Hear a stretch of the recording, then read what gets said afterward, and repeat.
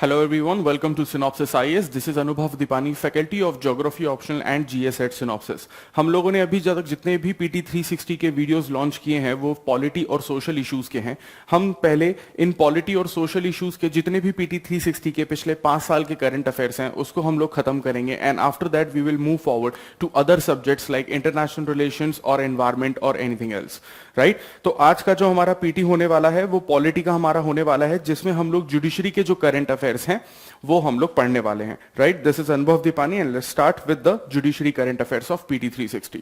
देखिए, जुडिशरी के जो करंट अफेयर्स हैं उनकी जो क्वांटिटी है वो थोड़ी कम है क्योंकि मैक्सिमम ऑफ द जो करंट अफेयर्स हैं वो जुडिशरी के कहीं ना कहीं स्टैटिक पोर्शन के साथ मैच करते हैं, तो उसको इस तरीके के PT 360 में लेने की जरूरत नहीं है. हाँ, अगर कोई ऐसे करंट अफेयर्स आते हैं जो कॉन्स्टिट्यूशन में नए प्रोविजन जोड़ रहे हैं और वो जुडिशरी के कहीं ना कहीं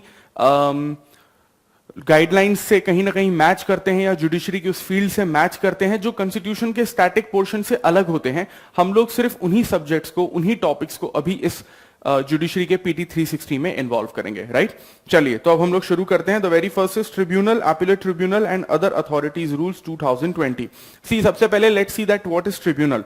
अ ट्रिब्यूनल इज एनी पर्सन और इंस्टीट्यूशन विद अथॉरिटी टू जज, एडजुडिकेट और डिटरमाइन क्लेम्स और डिस्प्यूट. सो बेसिकली ट्रिब्यूनल एक ऐसा पर्सन या एक ऐसी इंस्टीट्यूशन या ऑर्गेनाइजेशन होती है जो बेसिकली जिनके पास एक जज की पावर हो सकती है. काइंड ऑफ आप इसको क्वाजी जुडिशियल बॉडी भी बोल सकते हैं. कुछ टाइप्स होते हैं अलग अलग ट्रिब्यूनल्स के, जैसे कि administrative and tax related disputes, जैसे कि central administrative tribunal CAT, income tax appellate tribunal, customs, excise and service tax appellate tribunal, national green tribunal, competition appellate tribunal. तो जितने भी एडमिनिस्ट्रेशन से रिलेटेड जो मैटर्स होते हैं या फिर टैक्स से रिलेटेड जो मैटर होते हैं, I am really sorry for this disturbance guys, tax से रिलेटेड जो मैटर्स होते हैं, एडमिनिस्ट्रेशन से रिलेटेड जो मैटर होते हैं, वो सारे के सारे इन ट्रिब्यूनल्स के थ्रू जो है वो सॉल्व किए जाते हैं. कुछ नए रूल्स आए हैं ट्रिब्यूनल से रिलेटेड, उस पर हम लोग बात करेंगे. ये जो नए रूल्स हैं ये बेसिकली जो ट्रिब्यूनल के जो मेंबर्स होते हैं, मतलब उनकी सर्विस और कंडीशन से रिलेटेड हम बात कर रहे हैं, तो उसमें ये उनके क्वालिफिकेशन और जो एक्सपीरियंसेस हैं उन पे बात करती है. Right, it is framed by the ministry of finance under section 184 of finance act 2017. That means ये जो नए ट्रिब्यूनल्स की जो नई गाइडलाइंस आई हैं, जो नए रूल्स आए हैं, उसको फाइनेंस मिनिस्ट्री ने बेसिकली फ्रेम किया है, जो फाइनेंस एक्ट 2017 के सेक्शन 184 के अंडर आती हैं. और ये जो नए रूल्स हैं वो करीबन 19 ट्रिब्यूनल्स पर अप्लाई होते हैं. लेकिन एक नोट करने वाली चीज यहां पर है, जो फॉरेनर्स ट्रिब्यूनल्स रहते हैं, फॉरेनर ट्रिब्यूनल रहते हैं, उसमें ये नए गाइडलाइंस या फिर नए रूल्स अप्लाई नहीं होंगे. राइट, अब वो 19 ट्रिब्यूनल कौन से हैं वो आपको रटने की जरूरत नहीं है, वो एग्जाम पॉइंट ऑफ व्यू से इतना इंपॉर्टेंट नहीं है. नेक्स्ट आते हैं हम लोग zero pendency court project. News context में ये इसलिए है क्योंकि दिल्ली हाईकोर्ट ने बेसिकली एक रिपोर्ट रिलीज की है पायलट प्रोजेक्ट के तौर पर, जिस जो रिपोर्ट है बेसिकली टाइटल करता है जीरो पेंडेंसी कोर्ट्स. इसका मेन ऑब्जेक्टिव ये है that to study the actual real time flow of cases till final disposal. इसका ऑब्जेक्टिव ये है बेसिकली जब एक केस किसी कोर्ट में शुरू होता है तो वो केस शुरू होने से लेकर खत्म होने तक उसका फ्लो कैसा रहता है, उसकी स्पीड कैसी रहती है, बेसिकली उसे टाइम कितना लगता है, इस बारे में ये चीज है. राइट, चलिए नेक्स्ट आते हैं हम लोग क्यूरेटिव पिटिशन पर. Curative petition, basically it is a concept evolved by Supreme Court in matter of Rupa Ashok Hurra versus Ashok hurrah 2002. तो ये बेसिकली एक ऐसा कंसेप्ट है क्यूरेटिव पिटिशन का जो सुप्रीम कोर्ट ने इवॉल्व किया था 2002 के एक केस में, जो हुर्रा वर्सेस हुर्रा, जिसको केस आप बोल सकते हैं. This curative petition is about whether a person is entitled to any relief against the final judgment or order of Supreme Court after the dismissal of review petition. देखिए, ऐसा है कि जब कोई केस चलता है, उसका वर्डिक्ट आ जाता है, तो हम कभी कभी वर्डिक्ट से खुश नहीं होते, तो हम रिव्यू पिटीशन डालते हैं बेंच के सामने कि भाई आप प्लीज अपने जो आपने डिसीजन लिया है, आपने जो वर्डिक्ट दिया है, प्लीज आप उसको रिव्यू करिए, हम चाहते हैं कि आप उसको देखिए एक बार. तो उसके लिए हम रिव्यू पिटीशन डालते हैं. राइट, फिर रिव्यू पिटीशन पे फिर से वहां पर सोच विचार होता है. लेकिन क्या कभी रिव्यू पिटीशन अगर डिसमिस कर दी जाती है या रिव्यू पिटीशन पे अगर फाइनल वर्डिक्ट आ जाता है तो क्या उसके बाद भी किसी तरीके का ऐसा स्कोप है कि रिव्यू पिटीशन के डिसमिसल के बाद भी हम एक और पिटीशन डाल सकें? यस, इसका स्कोप है, और वो जो स्कोप है उसे हम लोग क्यूरेटिव पिटीशन कहते हैं। सो अगर कोर्ट का वर्डिक्ट आया है, ठीक है, तो वर्डिक्ट इज फाइनल, उस पे हम लोग एक स्टेप और आगे जोड़ सकते हैं रिव्यू पिटीशन की, और रिव्यू पिटीशन के बाद हम लोग ने अब एक और स्टेप का स्कोप क्रिएट किया है हमने, in the sense supreme Court ने, जिसे हम लोग क्यूरेटिव पिटीशन कहेंगे। ठीक है, थोड़ा सा हम लोग डिफरेंस देख लेते हैं review petition and curative petition के बीच में। Review petition is provided in the constitution, review petition की जो बात है वो कॉन्स्टिट्यूशन में की गई है, but curative petition is in relation with the interpretation of the review petition of supreme court. तो रिव्यू पिटीशन जब हम देखेंगे तो हमको कॉन्स्टिट्यूशन में उसका प्रॉपर एक्सप्लेनेशन मिलता है, लेकिन रिव्यू पिटीशन के थ्रू, रिव्यू पिटीशन के बाद अगर सुप्रीम कोर्ट खुद उस डिसीजन या वर्डिक्ट को रिव्यू करना चाहता है, तब बात आती है क्यूरेटिव पिटीशन की। Okay, the Supreme Court held that it may reconsider its judgment in exercise of its inherent power. So Supreme Court ने यह खुद कहा है कि अगर सुप्रीम कोर्ट ने अगर कोई डिसीजन दिया है, कोई वर्डिक्ट दिया है, तो वो अपने उस डिसीजन या वर्डिक्ट को रिव्यू कर सकती है, और इसके बारे में हमें आर्टिकल 137 में देखने को मिलता है that Supreme Court can review its own judgment और ऑर्डर। अगर हम लोग बात करें सुप्रीम कोर्ट के आर्टिकल्स की, तो वो आर्टिकल नंबर 124 से लेके 147 तक है, राइट। चलिए नेक्स्ट आते हैं हम लोग लोक अदालत। लोक अदालत के बारे में हम सबको पता है, एक बहुत अच्छा लोकल लेवल का ये अल्टरनेटिव है जो मैकेनिज्म को रिड्रेस करता है। ठीक है, जितने भी डिस्प्यूट्स होते हैं अगर उनको सॉल्व करना है, so it's a kind of a very good alternative. It is a forum where disputes और cases pending in the court of law और at pre litigation stage are settled. So अगर मान लीजिए कोई ऐसे केसेस हैं जो कोर्ट्स में बहुत ज्यादा टाइम से पेंडिंग है, पॉइंट नंबर 1, या फिर कोई ऐसा वर्डिक्ट आ चुका है कोर्ट पे जिसपे, या फिर वर्डिक्ट नहीं भी आया है और उस पे पीआईएल कोई डालने वाला है, तो पीआईएल डालते टाइम या पीआईएल डालने से पहले भी इन दोनों केसेस में वो जो पर्टिकुलर केस है जो पेंडिंग है काफी टाइम से, वो लोक अदालत में सॉल्व किया जा सकता है। सो बेसिकली एक तरीके का अल्टरनेट है जिसमें लोगों को भी सुविधा होती है और जो हमारे मेन कोर्ट्स हैं उनका भी जो बर्डन है वो कम होता है। Lok Adalat have been given statutory status under the legal service authority act of 1987। जो लीगल अथॉरिटी सर्विस एक्ट है 1987 का, उसके अंडर लोक अदालत को स्टैच्यूटरी बॉडी का जो दर्जा है वो दिया गया है। इसके अलावा Chhattisgarh has become, this is basically the news context why we are involving this topic in PT 360, that Chhattisgarh has become the first state to inaugurate e Lok Adalat, right. चलिए नेक्स्ट आते हैं legal information management and briefing system, LIMBS LIMBS. Basically it is a web portal by department of legal affairs and ministry of law and justice. तो ministry, जो law ministry है उसका जो एक department होता है लीगल अफेयर्स का, उस लीगल अफेयर्स डिपार्टमेंट का ये एक वेब पोर्टल है LIMS, right. It is an online database of government related to litigation with details of 3 lakh cases. तो ये बेसिकली एक तरीके का ऑनलाइन डेटाबेस है जिसमें ये पता चलता है कि गवर्नमेंट से रिलेटेड जो लिटिगेशन है, गवर्नमेंट से रिलेटेड जो PIL पब्लिक इंटरेस्ट लिटिगेशन, जिसे जनहित याचिका भी कहते हैं, तो गवर्नमेंट से रिलेटेड जितनी भी लिटिगेशंस हैं उसका जो पूरा का पूरा डाटाबेस है ऑनलाइन हमें इस लिम से प्रोवाइड होता है। It aims to eventually bring information on all government related cases to database, the same thing is written, right. जो PIL होता है उसका जो आर्टिकल होता है that is article number 300, right. चलिए next is national judicial data grid. It is again a web portal having data related to number of cases pending in any court. पिछला वाला जो वेब पोर्टल था उसमें हम लोगों ने ये देखा था कि गवर्नमेंट के अगेंस्ट जो PIL है वो कितनी जमा हो चुकी हैं, और ये जो नेशनल जुडिशियल डाटा ग्रिड है इसमें ये वेब पोर्टल है जिसमें हमें बेसिकली ये पता चलता है कि कोर्ट में कितने केसेस पेंडिंग है, वो इसका डाटा देता है, राइट। चलिए नेक्स्ट चलते हैं ई कमिटी ऑफ सुप्रीम कोर्ट। ये जो ई कमेटी ऑफ सुप्रीम कोर्ट है, ये बेसिकली गवर्नमेंट ने कंस्टिट्यूट की है, और ये काम क्या करती है, जो चीफ जस्टिस ऑफ इंडिया है हमारे, ये उसको असिस्ट करती है, उनकी मदद करती है। किस चीज में? It basically assist the Chief Justice of India to formulate a national policy on computerisation of Indian judiciary. तो इंडियन जुडिशरी जो है उसका पूरा कंप्यूटराइजेशन किया जाना चाहिए, कंप्यूटरीकरण किया जाना चाहिए। इस चीज के लिए चीफ जस्टिस ऑफ इंडिया की असिस्टेंस के लिए ये ई कमेटी बनाई गई है। Okay, it is established it has established re-engineering committees in high court. So high courts में भी ये re-engineering committees जो हैं उसके थ्रू भी ये काम करेगी।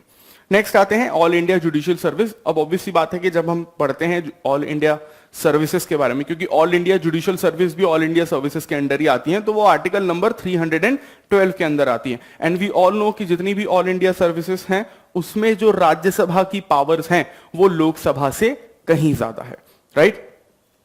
So March 2022 में law ministry decided to speed up the consultation process of All India Judicial Service. तो ऑल इंडिया जुडिशियल सर्विस जो है उसके डिसीजंस को हमको किस तरीके से स्पीड अप करना है, किस तरीके से इंप्लीमेंट करना है, कहां इंप्लीमेंट करना है, कैसे इंप्लीमेंट करना है, उसकी पूरी प्रोसेस क्या होनी चाहिए, सिलेक्शन प्रोसेस क्या होनी चाहिए, गाइडलाइंस क्या होनी चाहिए, इन सारी की सारी चीजों को डिसाइड करने के लिए बेसिकली मार्च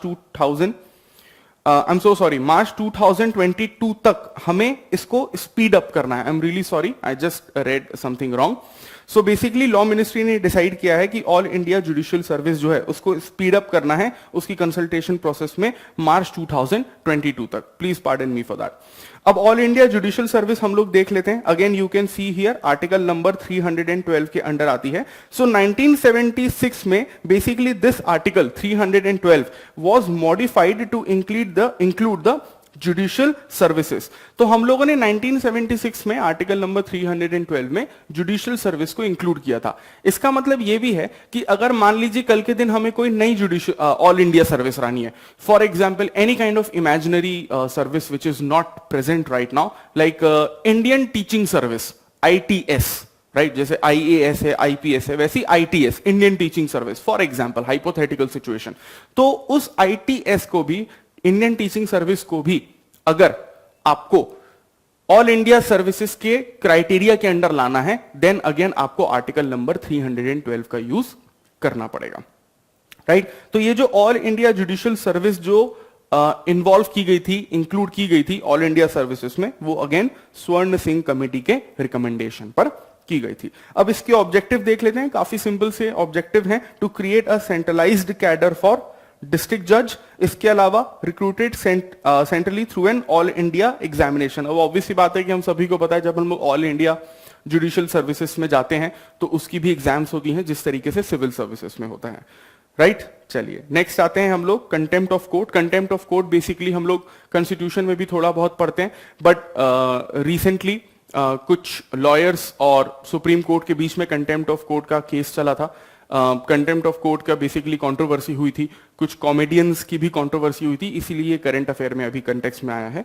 बेसिकली जो कंटेम्प्ट ऑफ कोर्ट है कॉन्स्टिट्यूशन में बहुत अच्छे तरीके से या पूरी तरीके से एग्जैक्ट वे में डिफाइन नहीं किया गया है, लेकिन कंटेम्प्ट ऑफ कोर्ट एक्ट 1971 से एटलीस्ट हम इतना कह सकते हैं कि सिविल कंटेम्प्ट ऑफ कोर्ट और क्रिमिनल कंटेम्प्ट ऑफ कोर्ट, ये दो अलग अलग टाइप्स होते हैं कंटेम्प्ट ऑफ कोर्ट के।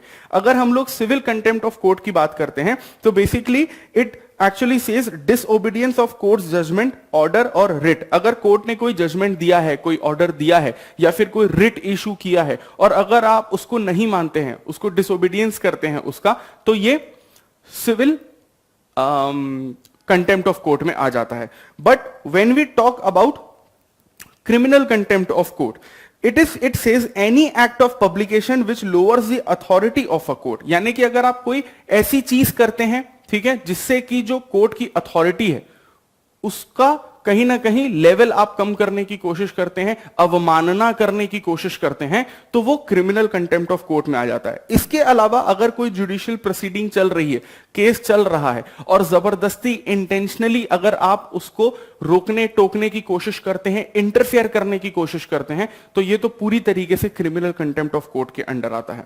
इसके अलावा interference in the administration of justice in any other matter, अगर कोई एडमिनिस्ट्रेशन मैटर है, जुडिशरी से रिलेटेड, जस्टिस से रिलेटेड, अगर आप उसमें भी इंटरफेयर करते हैं, अगेन ये आपके क्रिमिनल कंटेम्प्ट ऑफ कोर्ट में आएगा।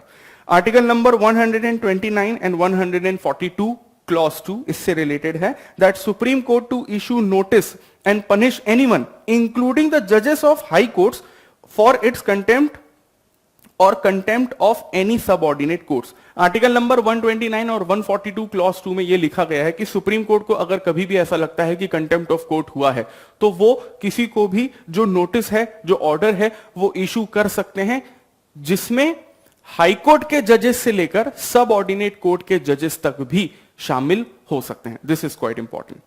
चलिए नेक्स्ट आते हैं हम लोग tele law initiative. It is a portal to enable people to seek legal advice from lawyers through video conferencing. तो बेसिकली ये टेली लॉ इनिशिएटिव एक ऐसा पोर्टल है जिससे लोगों को ये फैसिलिटी दी गई है कि अगर आपको लॉयर से, वकीलों से किसी भी तरीके की अगर आपको लीगल एडवाइस लेनी है, तो जरूरी नहीं है कि आप उस वकील से मिलने जाएं, आप वीडियो कॉन्फ्रेंसिंग के थ्रू भी आप अच्छे लॉयर से एक अच्छी एडवाइस ले सकते हैं। ये बेसिकली एक पायलट प्रोजेक्ट ही है। पायलट प्रोजेक्ट हम सभी को पता है कि हम लोग पूरे नेशनल लेवल पे उसको एक साथ इंप्लीमेंट नहीं करते, बल्कि एक छोटे रीजन में उसको इंप्लीमेंट करते हैं, ये देखने के लिए कि ये सक्सेसफुल हो रहा है या नहीं हो रहा है। बेसिकली एक तरीके से ट्रायल प्रोजेक्ट जो होता है उसको पायलट प्रोजेक्ट बोलते हैं।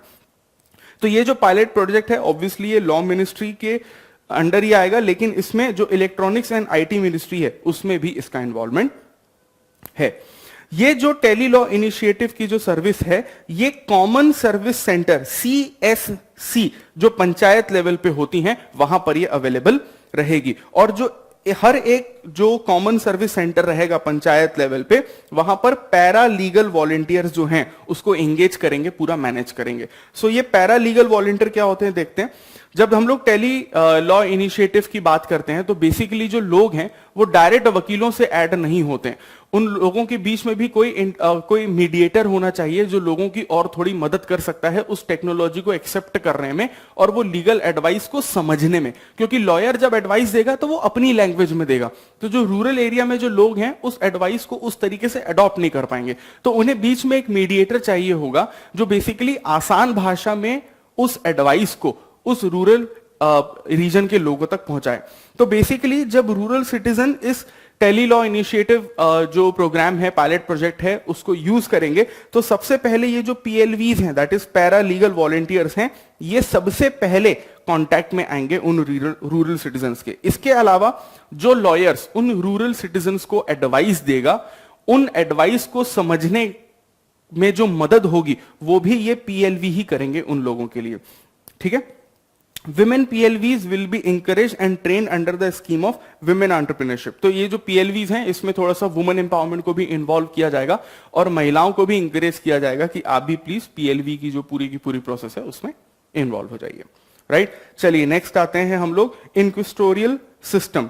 ये बेसिकली एक ऐसा तरीके का लीगल सिस्टम है जिसमें जो कोर्ट है वो खुद इन्वेस्टिगेशन में इन्वॉल्व हो जाता है कि इन्वेस्टिगेशन में क्या अभी रिसर्च चल रही है, आप लोग क्या खोज पड़ताल कर रहे हो, कौन से फैक्ट्स के बारे में ढूंढ रहे हो, एटसेट्रा एटसेट्रा। इंडिया में ऐसा नहीं होता है। इंडिया में जो जुडिशरी है वो इन्वेस्टिगेशन में इन्वॉल्व नहीं हो जाती है। ऑब्वियसली बात है कि जब इन्वेस्टिगेशन की रिपोर्ट तैयार होती है तो वो तो आपको जुडिशरी के सामने रखनी है, लेकिन जो ऑन गोइंग प्रोसेस होती है इन्वेस्टिगेशन की, उसमें इंडिया में जुडिशरी इन्वॉल्व नहीं हो जाती है। ठीक है। लेकिन मेलिमाथ कमेटी रिकमेंडेशन थी 2003 में की, उसमें ये कहा था that Indian judicial system should be reformed as Germany and France system. The judiciary should be directly involved in the investigation. तो ये 2003 में इस कमेटी ने रिकमेंड किया था कि फ्रांस और जर्मनी में जैसा होता है कि फ्रांस और जर्मनी की जो जुडिशरी है वो डायरेक्टली इन्वॉल्व हो जाती है इन्वेस्टिगेशन में, इंडिया में भी वैसा होना चाहिए। मेलिमथ recommendations are completely opposite of Indian judicial system which uses adversarial system. तो इंडिया में जो है ये इंक्विस्टोरियल सिस्टम यूज नहीं होता। इंडिया में कौन सा सिस्टम यूज होता है? एडवर्सेरियल सिस्टम जो है वो यूज होता है। एडवर्सेरियल सिस्टम बेसिकली क्या होता है? It is a judicial system where prosecution and defence present the case before the court.